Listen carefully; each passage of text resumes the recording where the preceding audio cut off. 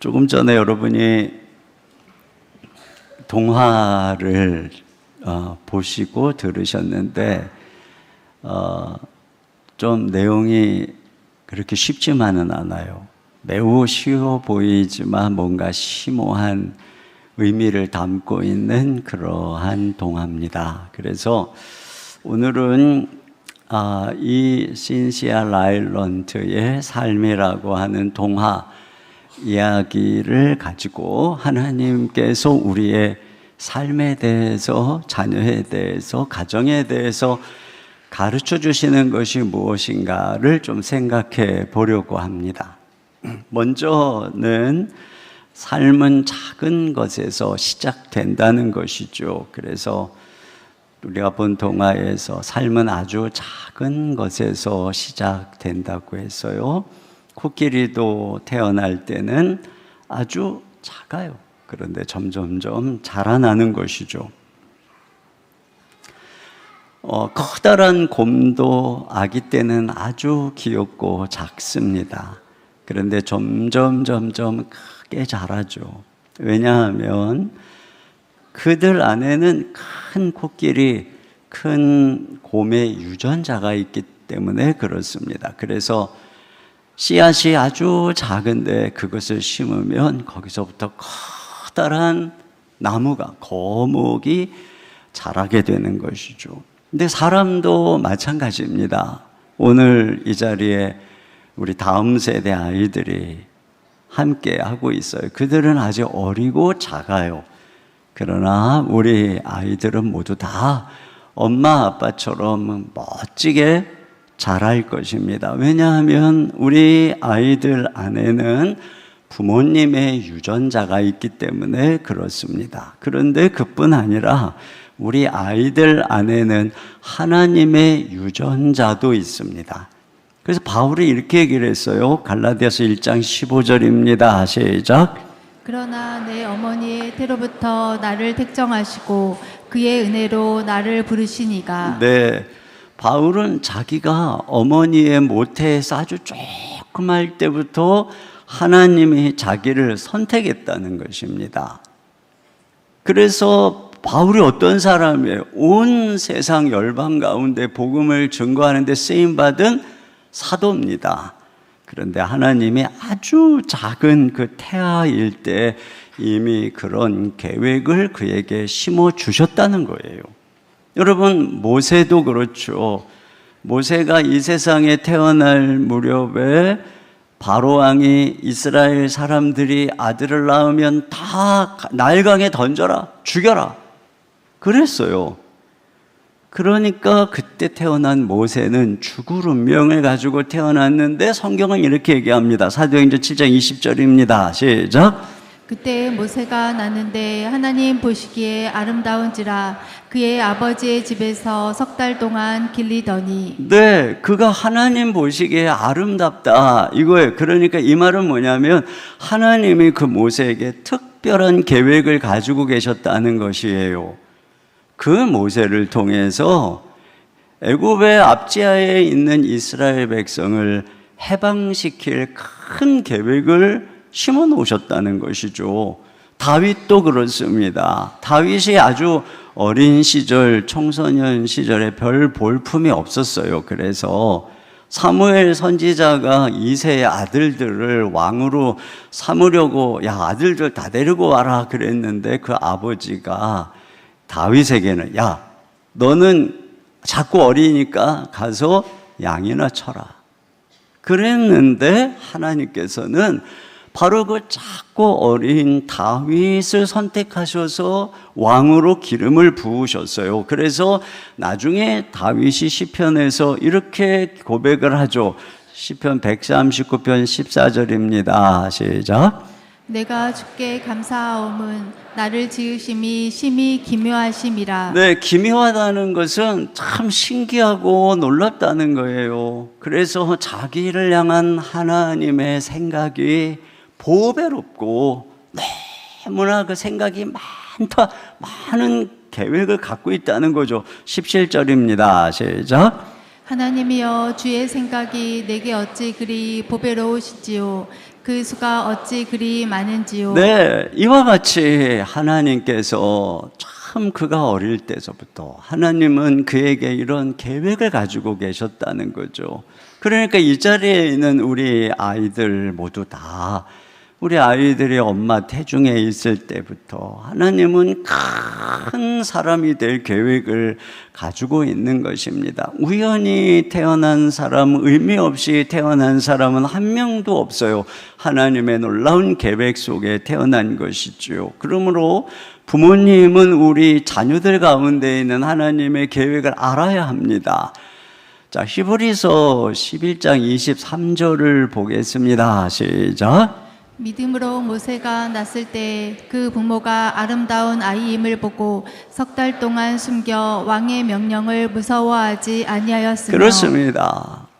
그때 태어난 그 아들 모세를 보고 아이고 너 참 기구한 운명을 가지고 태어났구나 이렇게 이야기한 게 아니에요. 그 아이 안에 있는 하나님의 계획을 보았다는 것입니다. 그래서 그 시대의 압력에 굴복하지 않고 하나님의 뜻을 따라서 그 아이를 키운 것이죠. 부모는 자기 힘으로 자기가 아이를 키운다고 생각합니다. 그래서 내가 돈이 많고 내가 잘난 부모여야 이 시대에 우리 아이를 잘 키울 수 있을 거라고 생각합니다. 그러나 그것은 착각입니다. 하나님의 자녀는 하나님의 계획 속에서 하나님의 은혜 가운데 자라고 크는 것이고 그 하나님의 계획대로 크는 것은 하나님이 키우셔야만 하는 것입니다. 모세의 부모가 최선을 다했지만 더 이상 그 모세를 숨길 수가 없었어요. 한계에 도달했죠. 그러니까 갈대 상자에다가 모세를 담아가지고 나일강에 띄워버리잖아요. 그리고는 하는 게 뭐였겠어요? 기도하는 것입니다. 이제는 더 이상 내 손을 떠났어요 하고 기도하는 것뿐이겠죠. 그런데 하나님께서 기가 막히게 그의 인생 걸음을 인도해서 결국은 그를 민족의 지도자로 키우시는 것을 보세요. 그러니까 여러분, 우리 자녀들 안에 있는 하나님의 계획은 너무나 커서 부모가 자기 힘으로 할 수 있는 것은 상상도 할 수 없는 그런 사이즈로 하나님이 그를 키워가시는 것입니다. 그렇기 때문에 우리가 무엇을 할 수 있다 또는 할 수 없다, 여러분 이런 얘기 하면 안 돼요. 하나님께 맡기면 우리 아이들은 우리가 상상하는 것 이상으로 하나님의 손에서 멋지게 자라게 될 줄로 믿습니다. 두 번째로, 삶은 사랑 속에서 자란다는 거예요. 자, 이 어린 동물들이 처음에는 작은데 어떻게 자라는가? 햇빛을 받으며 달빛을 받으며 자랍니다. 이 동물들에게 사랑하는 것을 물어보면 매는 하늘이라 하고 낙타는 모래라고 할 것입니다. 뱀은 풀이라고 씩씩거릴 것입니다. 거북이도 수백 년의 삶을 사랑합니다. 그 등에 쏟아지는 소나기까지도요. 여러분, 이것이 무엇을 말하는 것일까요? 이와 같이 모든 동물들은 자연의 품속에서 자랍니다. 자연은 엄마 품속처럼 동물들을 사랑으로 품어줍니다. 여러분, 하나님께서 처음 창조하셨을 때의 지구의 모습은 어둠과 물 속에 잠겨져 있었습니다. 그런데 하나님이 먼저 빛을 창조해서 이 세상을 환하게 밝게 해주셨습니다. 그리고 그 물을 나누어서 땅 위의 물과 아래의 물, 궁창 위의 물과 아래의 물로 나누어서 저 위를 하늘이라, 하늘을 만들어 주셨습니다. 그리고 땅과 바다를 물을 나누어서 만들어 주셨고, 그 땅에는 풀도 채소도 열매 맺는 나무도 만드셨고, 그리고 하늘에 낮에는 해를 비추고 캄캄한 밤에는 달과 별을 통해서 비추도록 해 주셨습니다. 이렇게 하나님께서는 먼저 이 땅에 동물들을 만들기 전에 그들이 살기에 최적의 장소를 만들어 주셨어요. 그래서 사람들은 이 지구를 우주의 오아시스라고 하죠. 전 우주 어느 곳에도 지구처럼 동물들이, 사람들이 살 수 있는 이런 오아시스 같이 아름다운 환경을 가진 곳은 아무 곳에도 없습니다. 이렇게 하나님께서 먼저 환경을 만드시고 그 다음에 동물을 창조하셨습니다. 하늘에는 새가 날게 하시고 바다에는 물고기가 다니게 해주시고 땅에는 가축과 짐승들을 하나님이 다 창조하셨습니다. 코끼리도 만드시고 하늘의 매도, 또 사막의 낙타도, 바다의 거북이도 하나님께서 만드신 자연 속에서 자라고 있는 것이죠. 이 세상의 모든 것들은 이와 같이 그것을 지으신 하나님의 사랑의 품 속에서 자라게 되는 것입니다. 그리고 하나님께서 맨 나중에 사람을 창조하셨죠. 그런데 그 사람을 위해서는 하나님이 한 가지 더 창조하신 게 있는데 그것은 바로 에덴 동산입니다. 그 에덴 동산에서 아담과 하와는 가정을 이루며 행복하게 살고 하나님께서는 그곳에서 동산을 거니시고 그 하나님과 교제하며 살 수 있는 바로 그런 곳이었어요. 그런데 인간이 타락해서 에덴 동산에서 쫓겨났습니다. 그렇지만 하나님께서 우리 에덴을 잃어버린 인간을 위해서 이 땅에 만드신 두 가지가 있는데 한 가지는 가정이고 또 한 가지는 교회인 것입니다. 우리 자녀들은 가정 안에서 부모의 사랑을 받을 때 온전히 자랄 수가 있습니다. 사람은 그저 태어나서 먹이고 입히고 뭐 필요한 거 사주고 그러면 자라는 게 아니에요. 어린아이는 사랑을 먹어야 온전히 어른이 되는 것입니다. 그래서 아이는 엄마 뱃속에서 10개월 동안 머물며 사랑을 받고 태어나서도 엄마가 안아주고 젖을 먹이죠. 단지 젖만 먹는 게 아니라 엄마의 사랑의 눈빛을 교환하면서 엄마의 사랑도 먹으면서 자라는 거예요. 아빠는 그 아이를 번쩍 안아주고 기뻐하고 할머니, 할아버지도 그 아이를 너무너무 기뻐하고 이모, 삼촌, 고모도 와서 그 아이를 기뻐하고 이렇게 자기를 사랑하고 환영해주고 박수 쳐주고 하는 사랑에 둘러싸여서 아이는 점점 어른으로 성장해 가는 것이죠. 그러니까 우리 자녀가 잘 자라는데 꼭 필요한 환경은 엄마, 아빠가 서로 사랑하고 모든 가족이 화목하는 바로 그런 가정 환경인 것입니다. 그런데 사람은 하나님의 형상으로 지음받았기 때문에 경건한 가정이 필요한 것이죠. 부모가 하나님을 섬기고 또 그 아이를 위해 기도하고 양육하는 그 속에서 하나님의 은혜가 그 아이와 함께 하는 것입니다. 그때에 비로소 그 아이 안에 심겨진 하나님의 유전자, 하나님의 계획이 싹트기 시작하는 거예요. 하나님께서는 예수님을 이 땅에 보내실 때 경건한 마리아와 요셉의 가정에 보내셨습니다. 그래서 그 예수님에 대해서 누가복음 2장 40절 같이 보겠습니다. 시작. 아기가 자라며 강하여지고 지혜가 충만하며 하나님의 은혜가 그의 위에 있더라. 네, 그러니까 경건한 부모님 안에서 하나님의 은혜가 예수님 안에 늘 있었던 거예요. 여러분, 이게 엄청난 것입니다.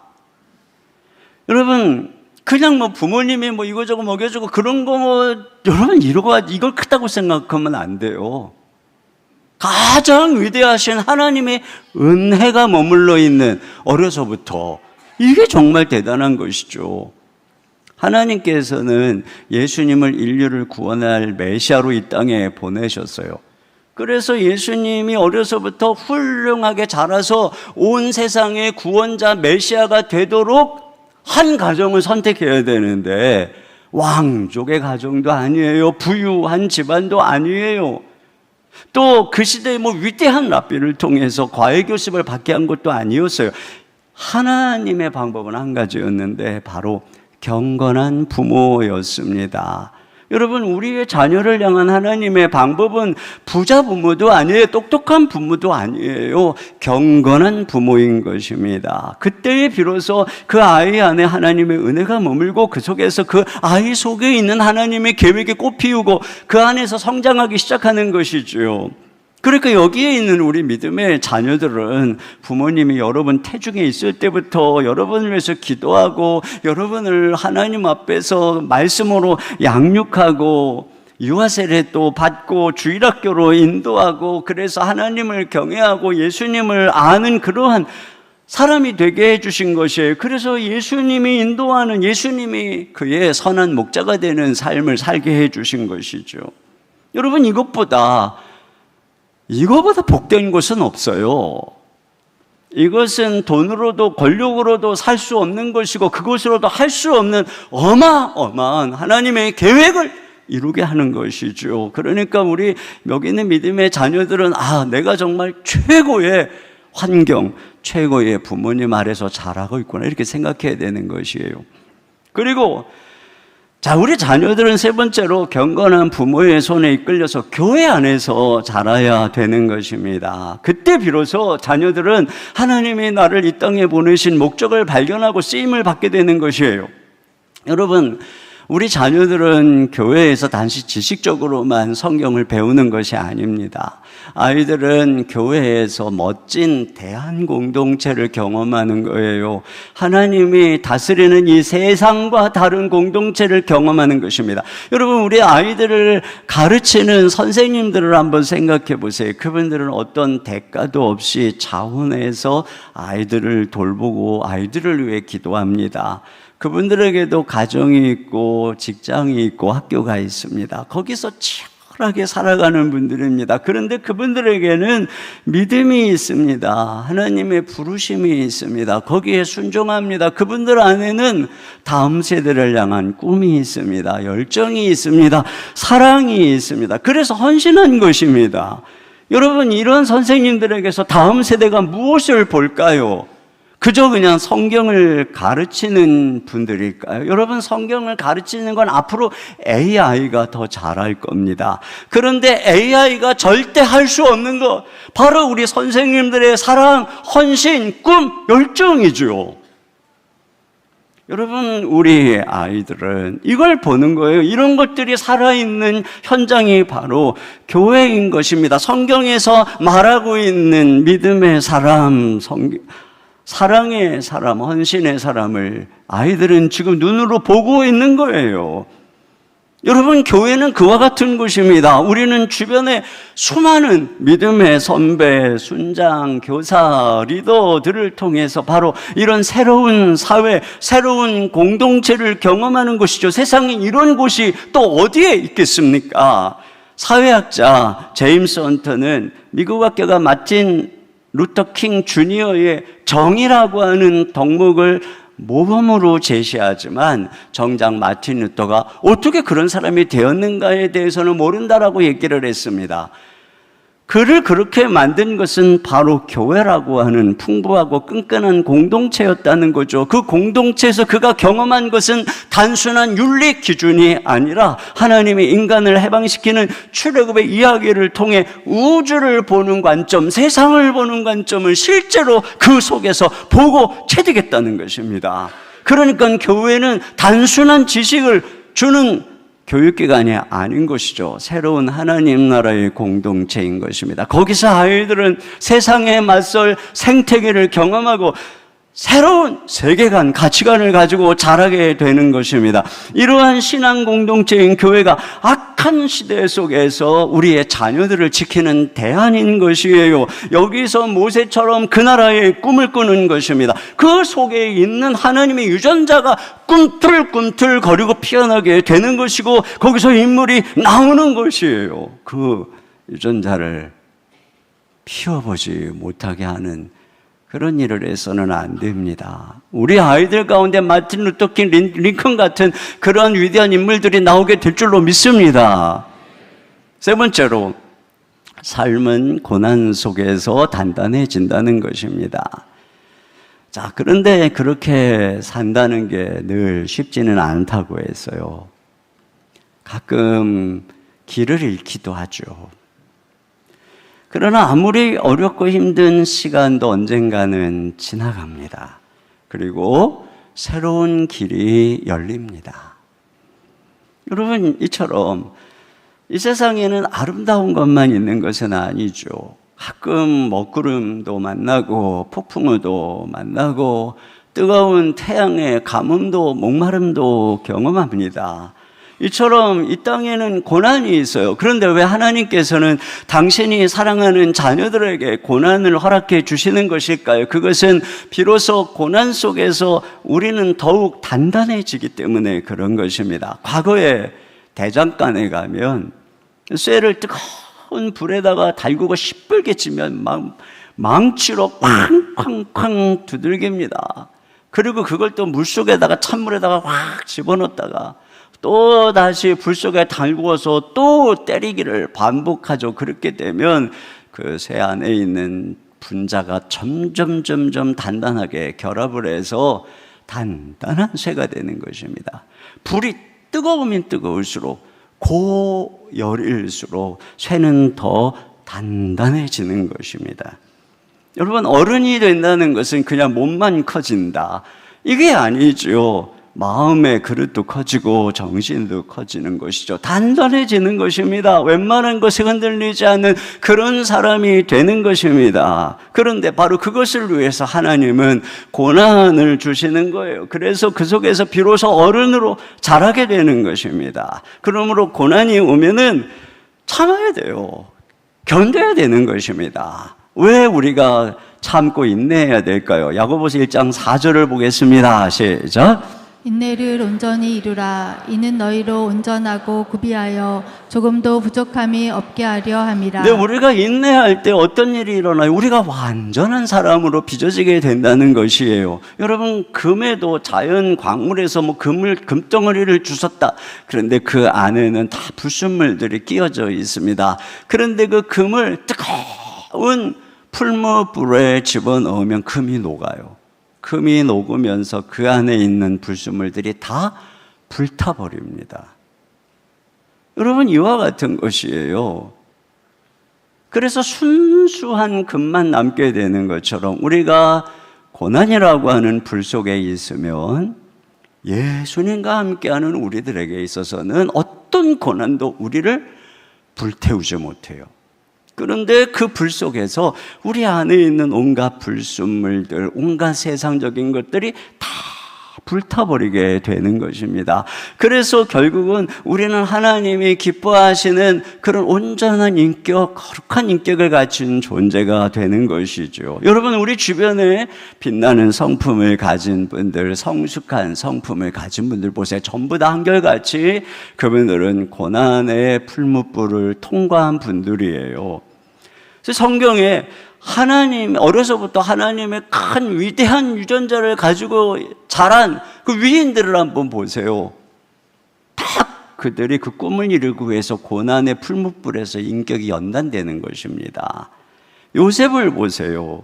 형들에게 배신당하고 애굽에서 14년 동안 종살이하면서 모함당하고, 그러니까 결국에는 요셉이 큰 그릇이 되는 것입니다. 모세를 보세요. 40년 동안 광야에 버려져서 잊혀진 듯. 그런데 그 속에서 빚어져서 모세는 그 수많은 불순종의 백성들을 40년 동안 인도하는 가장 온유한 인격의 사람이 된 것입니다. 다윗도 보세요. 사울에게 10년 동안 쫓겨다니면서 온갖 억울한 일을 당했죠. 그렇기 때문에 다윗은 나중에 왕이 되었을 때에 가난하고 억울한 사람들의 심정을 이해할 수 있는 성군이 된 것입니다. 그러니까 고난을 통해서 우리는 이렇게 멋진 하나님의 인격자로 바뀌는 거예요. 고난이 우리를 죽이려고 오는 게 멸망시키려고 오는 게 아니에요. 그러니까 어떻게 해야 됩니까? 인내해야 되는 것이지요. 아까 그 그림책에 보니까 아무리 어렵고 힘든 시간 언젠가는 지나간다. 그리고 새로운 길이 열린다고 그랬잖아요. 여러분, 또 뭐라고 그 그림책에 있었냐면 우리가 이 고난 속에서 기억해야 될 것이 있다고 했어요. 그게 뭐예요? 삶에서 아름다운 것이 모두 사라진 것 같을 때에도 잊지 마세요. 들에 사는 토끼와 산책길에 마주치는 사슴이 있다는 것이요. 집으로 돌아가는 늑대와 기러기도요. 여러분, 아무리 힘들어도 우리 주변에는 우리를 사랑하는 사람들이 있어요. 응원하는 사람들이 있어요. 친구가 있어요. 부모님이 있어요. 선생님이 있어요. 믿음의 식구들이 있어요. 잠시 하늘이 먹구름으로 가득 차 있어서 세상이 끝나 보이는 것 같을 때도 있잖아요. 그러나 저 하늘에는 해와 달과 별이 여전히 빛나고 있는 것처럼 여러분, 우리 이 세상은 여전히 아름다운 세상이에요. 자, 결국 우리는 아름답게 자랄 것이라는 거예요. 동물들은 삶의 비밀을 알고 있어요. 그게 뭘까요? 모든 삶은 변한다는 것입니다. 다 우리는 변해서 아름답게 바뀐다는 것이에요. 그러니 매일 아침 부푼 마음으로 눈을 뜨세요. 삶은 아주 작은 것에서 시작되지만 점점 자랄 테니까요. 이 그림이 보였다가 영상으로 보시는 분들은 안 보였다가 하는 이유는 어떤 그림은 이미 인터넷에 다 나와 있어서 이렇게 사용할 수 있지만 어떤 그림은 저작권에 걸려가지고 그래서 이렇게 왔다 갔다 하는 거예요. 현장에 있는 분들이 지금 다 보고 있어요. 안 보셔도 다 아실 수 있는 내용이에요.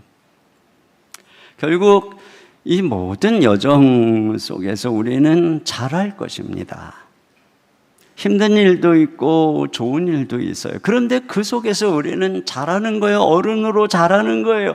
우리 어린아이들은 지금도 부지런히 자라고 있어요. 그래서 그들이 결국은 큰 나무가 될 거예요. 우리 아이들이 큰 인물들이 될 거예요. 결국 자라면 희망이 생기고 모든 문제가 해결되는 것입니다. 우리 아이들이 어렸을 때 늘 싸웠고 늘 어지럽히고 그랬어요.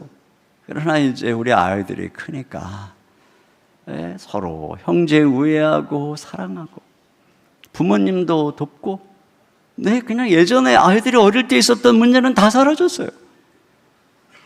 여러분이 자라는 것은 어른도 마찬가지입니다. 우리는 예수님을 닮는 데까지 자라가야 되는 것입니다. 날마다 성숙해야 되는 것이죠. 그렇게 해서 우리도 우리의 믿음이 자라고 인격이 예수님처럼 성숙해지면 교회 안에 있는 문제도 다 사라지게 되는 것입니다. 그래서 교회는 세상을 돌보는 빛나는 교회, 멋진 교회가 되는 것이죠.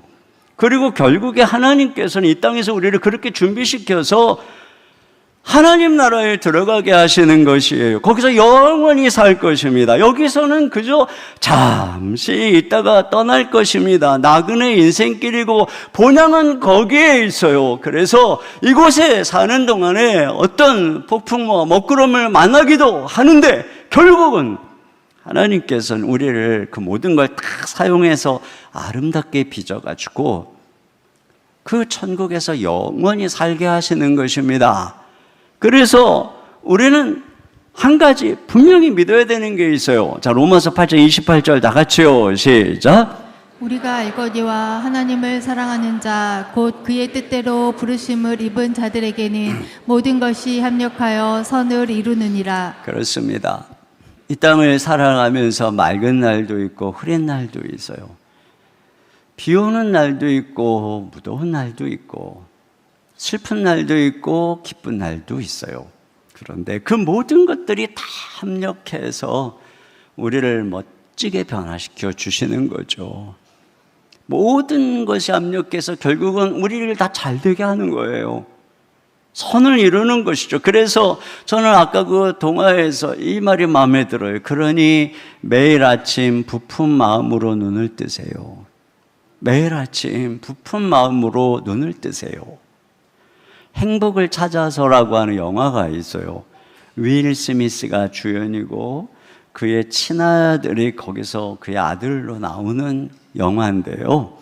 이거는 노숙자에서 재벌이 된 크리스 가드너의 실화를 바탕으로 한 영화입니다. 자, 거기서 크리스 가드너로 나와요. 주인공의 이름도. 크리스 가드너는 전 재산을 의료기기 스캐너에 투자를 해서 그걸 사가지고 그걸 병원에다가 판매하러 다니는 것입니다. 그런데 경제가 어려워지면서 잘 안 팔리는 거예요. 가정이 어려워지고 세금도 못 내고 아내는 직장에서 넉 달째 야근을 해서 돈을 더 벌어야만 근근히 살아가는 거예요. 나라의 경제는 점점점 어려워진다고 TV에서 대통령이 파산 직전이라고 말하고 있어요. 그런데 그는 어느 날 성공한 주식 중개인의 이야기를 듣고 자기도 주식 중개인이 되기로 결심합니다. 그래서 어느 증권사의 인턴 교육 프로그램에 신청을 하는데 20명을 뽑고 그들을 6개월 동안 훈련해서 1명만 채용하는 프로그램입니다. 대졸들만 주로 뽑는 인턴 시험에 고졸인 그가 정말 우여곡절 끝에 드디어 내일 아침에 인턴 면접에 참여하라는 연락을 받습니다. 단지 면접이에요. 그런데 하필 그날 집주인이 석 달째 월세가 밀렸다고 당장 내일 아침에 방을 빼라고 그럽니다. 간신히 사정을 해서 일주일 연장하고 싶으면 페인트 칠을 직접 하라고요. 페인트 칠을 하는 겁니다. 그런데 경찰서에서 왔어요. 당신 주차 체납으로 인해서 내일 아침까지 경찰서에 구류 처분이 내렸다는 거예요. 그를 잡아갑니다. 경찰서에 유치장에 갇혀 있다가 면접 시간 30분 전에 풀려납니다. 옷은 다 페인트 묻은 옷. 근데 아무것도 없어요. 그래서 면접장까지 뜁니다. 간신히 도착한 그는 다 양복 입고 면접을 보는 분위기에 그렇게 입고 가서 솔직하지만 재치 있게 그 처한 상황에 대답을 해가지고 간신히 인턴에 합격을 합니다. 그런데 인턴 생활 6개월 동안 월급이 없는 겁니다. 그 사이를 견디다 못한 아내는 아들과 남편을 두고 떠나버립니다. 결국 집세를 못 낸 그들은 집에서 쫓겨나서 모텔 생활을 하고 인턴 생활 동안 아들을 데리고 다니고 그러면서 쉬지 않고 공부하고 일하고 회사에서 잔심부름도 도맡아 하고 열심히 일해서 VIP들을 찾아가고 그들과 교제를 트다가 결국은 인맥도 쌓아가고 그러다 보니 그가 갖고 있는 의료기기인 스캐너도 다 팔게 됐습니다. 그런데 어느 날 국세청에서 통보도 없이 밀린 세금으로 인해서 모든 돈을 압류해 버렸습니다. 결국 방값이 없어서 모텔에서도 쫓겨나고 노숙을 하게 됩니다. 지하철 화장실에서 어린아들과 노숙을 하다가 노숙자 쉼터를 알아보게 되고, 그런데 노숙자 쉼터에 들어가려면 오후 5시까지 가야 되는 겁니다. 그러니까 하루 종일 미친 듯이 인턴으로 일하고 훈련받고 5시가 되면 또 막 뛰어가서 거기서 막 쟁취를 해서 쉼터를 얻어서 그렇게 견디고 살아가는데, 어느 날은 또 갑자기 회장이 이 사람에게 택시비가 없네요, 5달러만 빌려주게, 지갑에서 가져가 버리는 거예요. 그래서 결국은 버스비가 없어서 5시까지 못 가고 그날은 노숙을 합니다. 또 어느 날은 돈이 없어서 헌혈을 해서 또 생활을 해나갑니다. 이렇게 어려움을 참고 견딘 끝에 드디어 20명 중에 단 1명 뽑는 인턴 시험에 최종 합격 통보를 받아요. 마지막 엔딩은 그가 얼마나 기뻐하고 행복해하는지 어쩔 줄 몰라 하는 바로 그것으로 막을 내려요. 저는 그 영화를 보면서 웬만한 사람이면 절망하고 낙심하고 포기했을 거죠. 그런데 그는 아침마다 부푼 마음으로 눈을 떠서 또 하루를 살아간 거예요.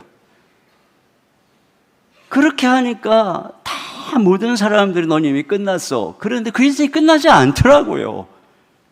그러니까 우리가 포기하지 않는 한 절대 끝나지 않아요. 우리가 견디고 인내하는 한 그 모든 것은 결국은 합력해서 선을 이루는 것입니다. 그러니까 어떤 순간에도 인생은 아름다운 것이에요. 예수 그리스도 안에서 그분이 모든 저주를 다 짊어지신 그 예수님 안에서 하나님을 사랑하는 자에게는 모든 것이 합력하여 선을 이루는 것입니다. 그러므로 우리는 다시 힘을 내서 일어나서 걸어가야 될 줄로 믿습니다. 우리 시간에 같이 행복이라고 하는 찬양을 같이 드리도록 하겠습니다.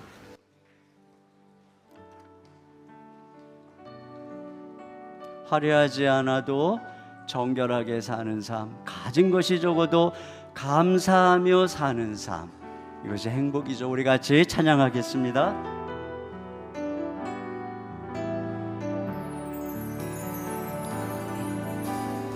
화려하지 않아도 정결하게 사는 삶, 가진 것이 적어도 감사하며 사는 삶, 내게 주신 작은 힘 나눠주며 사는 삶, 이것이 나의 삶의 행복이라고. 눈물 날 일 많지만 기도할 수 있는 것, 억울한 일 많으나 주를 위해 참는 것, 비록 짧은 작은 삶 주 뜻대로 사는 것, 이것이 나의 삶의 행복이라고. 이것이 행복,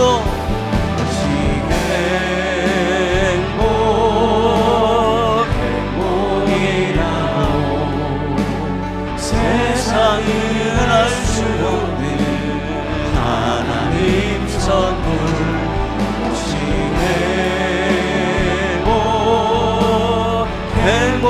행복이라고. 하나님의 자녀로 살아가는 것, 이것이 행복이라고. 우리 한 번 더 합니다. 화려하지 않아도 정결하게 사는 삶, 가진 것이 적어도 감사하며 사는 삶, 내게 주신 작은 힘 나눠주며 사는 삶, 이것이 나의 삶의 행복이라고. 눈물 날 일 많지만 기도할 수 있는 것, 억울한 일 많으나 주를 위해 참는 것, 비록 짧은 작은 삶 주 뜻대로 사는 것, 이것이 나의 삶의 행복이라. 이것이 행복,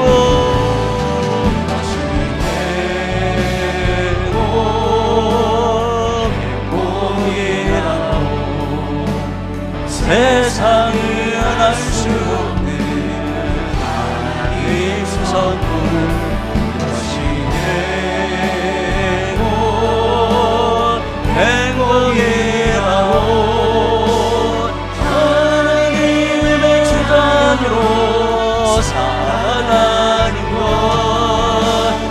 이것이 우리 옆에 가족들의 손을 잡고, 이것이 행복. 우리 가족들, 자녀들 손을 잡고 행복이라고. 세상은 알 수 없는 하나님 선물 이것이고